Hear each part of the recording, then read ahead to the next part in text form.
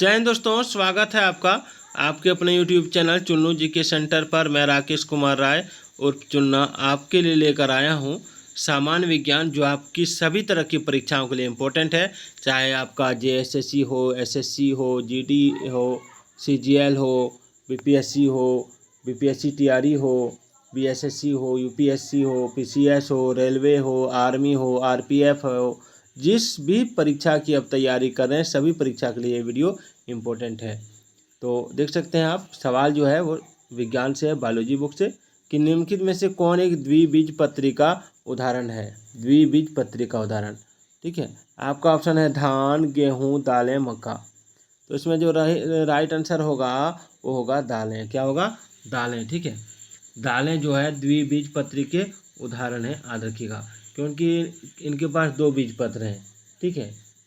और वे बीज कोट के अंदर दो बीज होते हैं, याद रखिएगा, ठीक है। ये जो बीज है कोट के अंदर दो बीज होते हैं, याद रखिएगा इसको।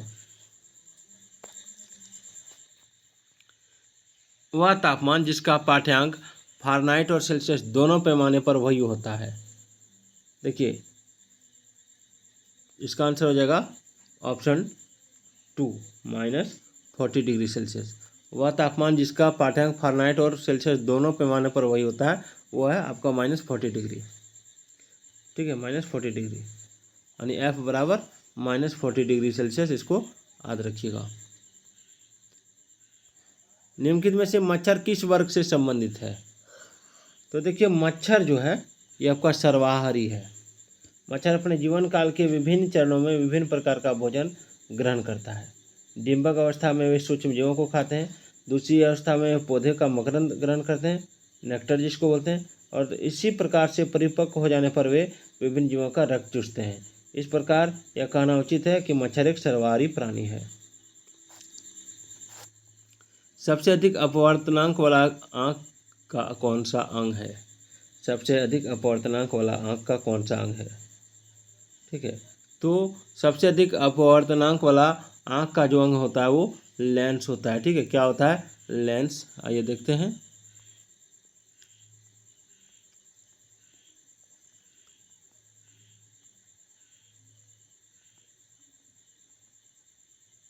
इसमें लेंस दिया हुआ है, ऑप्शन 3 इसका राइट आंसर होगा, ठीक है। ऊष्मा का विद्युत ऊर्जा में परिवर्तन के लिए प्रयोग किया जाता है। तो ऊष्मा का विद्युत ऊर्जा में परिवर्तन के लिए प्रयोग किया जाता है, तो इसका जो राइट आंसर हो जाएगा वो हो जाएगा ऑप्शन 4 थर्मोकपल का, ठीक है। थर्मोकपल का प्रयोग ऊष्मा का विद्युत ऊर्जा में परिवर्तन करने के लिए किया जाता है। बॉल पेन किस सिद्धांत पर काम करता है? श्यानता, बॉल का नियम, गुरुत्वीय बल या पृष्ठ तनाव? बॉल पेन किस सिद्धांत पर कार्य करता है? देखिए, बॉल पेन जो है ये आपका पृष्ठ तनाव के सिद्धांत पर कार्य करता है, याद रखिएगा। बॉल पेन में अपेक्षाकृत अधिक श्यानता वाली अर्थात गाढ़ी स्याही भरी होती है, ठीक है। और यह स्याही एक छोटे से बॉल के द्वारा धीरे धीरे छोड़ी जाती है।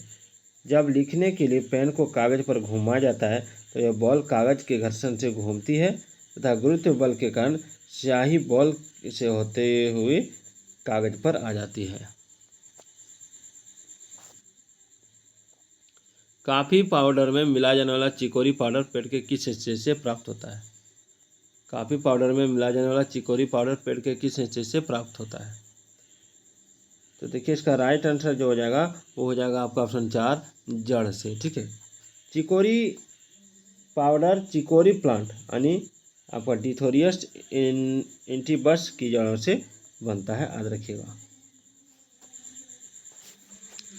बीजों को किस स्थिति में संरक्षित किया जा सकता है? तो देखिए, बीजों को जो संरक्षित किया जाता है वह ठंड और शुष्क स्थिति से संरक्षित किया जाता है।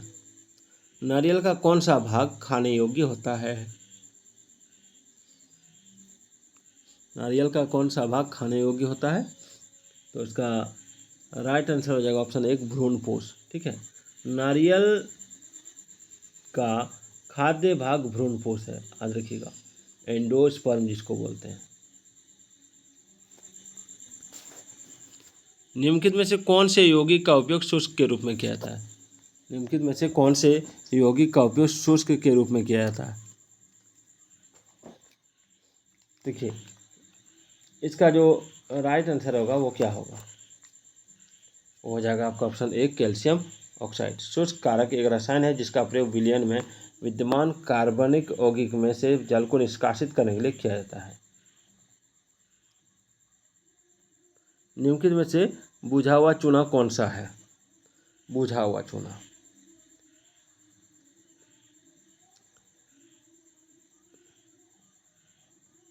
एक मिनट, ठीक है। निम्नलिखित में से बुझा हुआ चूना कौन सा है? तो बुझा हुआ चूना हमेशा याद रखिएगा CaOH2, ठीक है। यानी कैल्शियम हाइड्रोक्साइड परंपरागत रूप से बुझा हुआ चूना या हाइड्रेटेड चूना या मंद चूना या नमकीन चूना बनाने को कहा जाता है। अम्लराज का जो मिश्रण है, ठीक है, एक मिनट, अम्लराज का जो मिश्रण है एक्वारेजिया जिसको बोलते हैं, डैश अम्लराज डैश का मिश्रण होता है। किसका मिश्रण होता है? तो अम्लराज जो मिश्रण होता है वो किसका होता है, ये देखते हैं। वो होता है सांद्र हाइड्रोक्लोरिक अम्ल तथा सांद्र नाइट्रिक अम्ल का, ठीक है, याद रखिएगा। लैटिन अर्थ में इसको शाही जल भी कहते हैं। चलिए, निम्नलिखित में से कौन सा विलयन श्यान तथा श्वेत फोटोग्राफी में उपयोग किया जाता है? श्यान तथा श्वेत फोटोग्राफी में, तो इसका जो आंसर हो जाएगा वो हो जाएगा आपका ऑप्शन, आइए देखते हैं,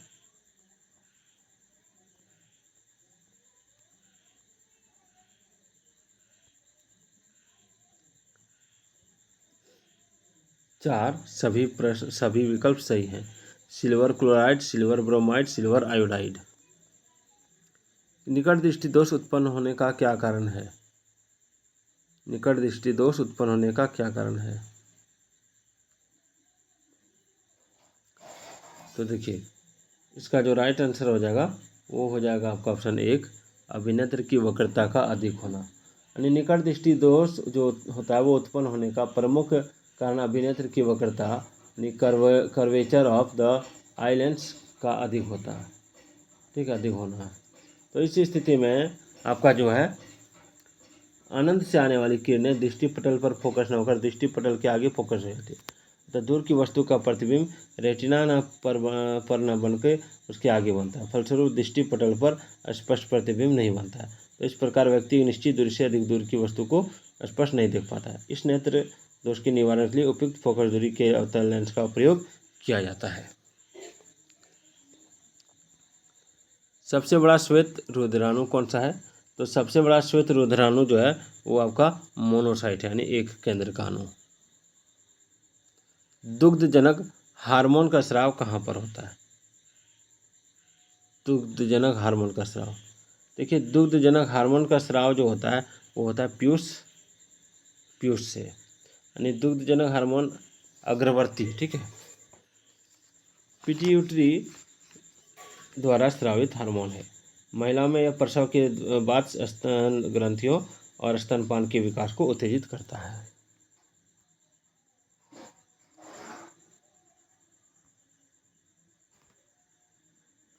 थोड़ा सा आगे आ गए हम।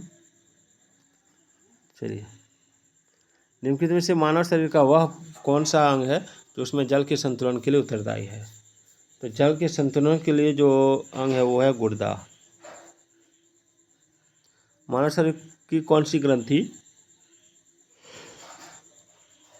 पीयूष ग्रंथि से हार्मोन के रिसाव को नियंत्रित करती है? तो इसका जो राइट आंसर हो जाएगा वो हो जाएगा आपका ऑप्शन चार, हाइपोथैलेमस ग्रंथि। अरे यार, बार बार डिस्टर्ब क्यों कर रहे हो? लगभग कंप्लीट हो चुका है, इसको कंप्लीट कराने दो।